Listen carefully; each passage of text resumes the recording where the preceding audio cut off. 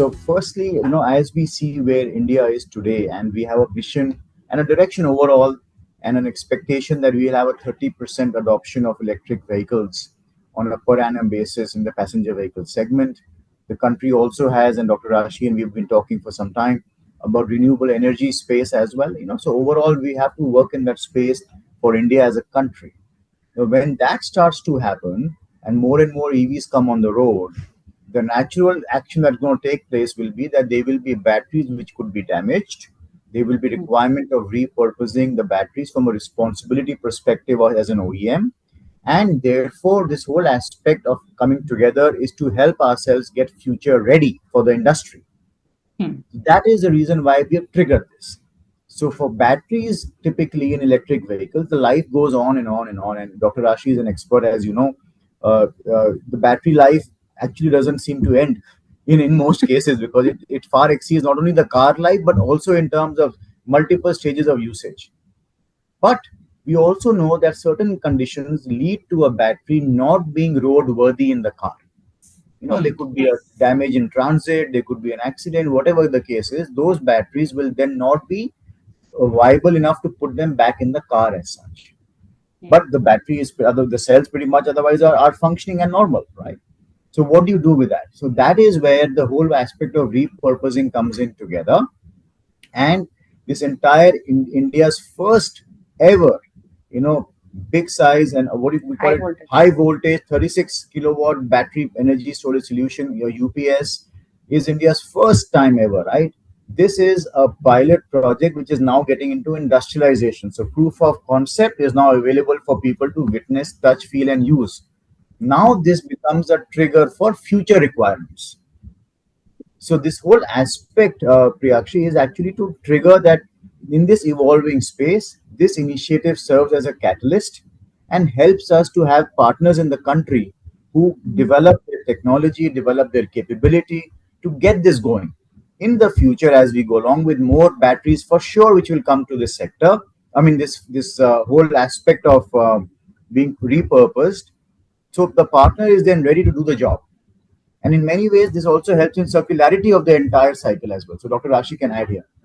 We got to be just in time, with the climate emergencies that we all are facing together in this. So having a second life battery will be a game changer and a very nice, a business case, as well as a comfortable cushion space, for the CNI sector, because they have been traditionally using the conventional batteries till now. And then, coming to lithium ion is an expensive affair for them. So, coming to this is a very soft space, very comfortable space for the CNI sector to actually evaluate the repurposing of batteries, where you could have multiple applications like a backup or a UPS application or a diesel replacement kind of an application. They make much more sense, and they get a very lovely value for money out there, because as Gaurav always says, that this will come at a lower shipping price, because it's all, and they are good cells which are sourced, but they are not roadworthy. So we can repurpose them. And, when we add a good technology to it, we have a state-of-art active balancing technology, which actually makes a difference in terms of adding value to the battery life, adding value to the efficiency of the battery. And these are the two most important factors when you come to the second life of the battery. And this is for the CNI sector specifically. So these will be the large ones, 30 kilowatts, 50 kilowatts. Okay, of course, you can have 10 and 15 kilowatts also, depending on what is the need of the customer coming out there. So while we have already done 2 earlier projects in the same space, this is the mega one now, getting into this size and voltage as well, right? As we take this forward, like Dr. Rashi said, so why would this succeed? This would succeed because the consumer eventually, when he sees or she sees that, listen, I want to get a UPS situation. I want to get a UPS for my operations. And by the way, this actually is at a great value with the ingredients, if I can use the word casually, or the entire components being totally tested, ratified with the best technology coming in together. So the entire intercell, intracell, all the chemistry, all the configuration, the balancing part, which is most critical, is state of the art, right? And they have a demand. They look at Vision Mechatronics as saying, listen, we would like to get your products in. When people start demanding this, They have a plan. Then they would say, today is a 30 kilowatt, 60 kilowatt, 70 kilowatt, or whatever it is, or different size and form. Then they would go back and say, well, how many cells do we need? So either or how many batteries do we need to make those solutions? Now, some of them would be new, and in some cases it will be based on what our situation would be. That battery cannot be put in the car, so please take this battery and repurpose it. There, the cost of sourcing comes down. So then you are able to bring it at a great value. There could be various options. There could be a completely new battery, UPS built with new batteries, UPS built with half new and half repurposed, UPS built with entire repurposed. There could be various combinations coming for the consumer tomorrow in the market. But the role is to first trigger this part. The product is called ReLive. I understand there could be different configurations that will come in the future. So what are the specifications of this particular This is a 384 volt nominal 36 kilowatt hour battery. Okay. And the use case that you have identified here is a UPS, industrial UPS. Okay. Industrial UPS, yes. Okay. The larger car park would lead to issues where the battery, for example, could get damaged, whether it's in transit or it could be a road issue in that way. In those cases, the batteries then have to get repurposed. So this is not linked only to the aspect of 8-year-old, 7-year-old, 5-year-old cars. It's a function of when a battery is not able to support or be roadworthy anymore or end its road journey. Then you get this as a solution. And obviously the team at Vision Mechatronics tests the battery, tests the entire incoming material of its applicability, potential, state of health, etc. And then they would be putting it to use. So like we said, a life of a battery typically is beyond the life of the car. While the kilometers and the warranty is there, of course, as a package, which is already offered by the OEM. But in this case, it is not restricted only once the battery ends its so-called 8-year, 9-year, 10-year, whatever it is. Right. This initiative helps us to understand the entire process, gets the proof of concept into actual delivery and industrialization, and in the future be open to supplies of cells and batteries from every other player also. The more, the better.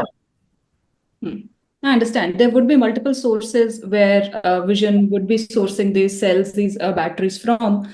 So, Dr. Rashi, a question for you, especially when we talk about electric vehicle batteries, we think that it's a best practice to, when you make a battery pack, the cells should belong to the same grade.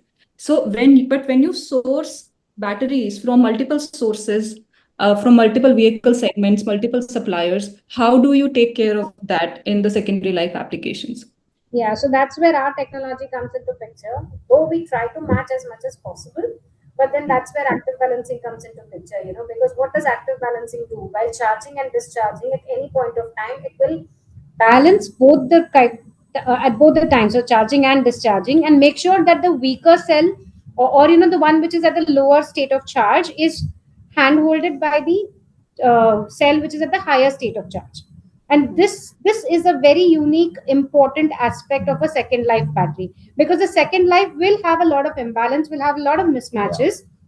And to deal with that, we have this active balancing, which makes it very, very impactful. And you get at least a 30 to 40% extra life and at least a 96% efficiency from the battery. Okay. And Dr. Rashi, what kind of lifetime do we expect for a second life usage? I think between 5 to 7 years. 5 years, 3, 5, 7 is what I'm looking at. Okay. If they are like really, really heavy applications, heavy duty applications, I would look to between 3 to 5. And if they're medium duty applications, I would look to between 5 to 7 years.